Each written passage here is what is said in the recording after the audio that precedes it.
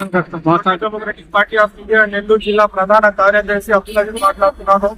ఏదైతే బీహార్ లో నితీష్ కుమార్ సీఎం గారు ఏదైతే ఆయన చేశారో హిజాబ్ లాగడం, అది ఎస్డిపి అనేది మేము ఖండిస్తున్నాము.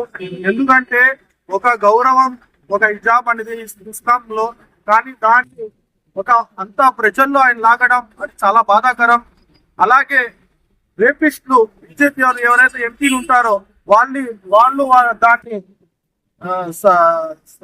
పంచడం ఇది కూడా చాలా బాధాకరం. ఎందుకంటే ఏదైతే ఆర్ఎస్ఎస్, బీజేపీ, బజరంగ వాళ్ళు చేసే పనులు, రోడ్ల మీద చేసే పనులు ఇప్పుడు సీఎం పోస్ట్ ఉండే వాళ్ళు కూడా చేస్తున్నారు. ఇది మా దేశం ఎక్కడికి వెళ్తుంది.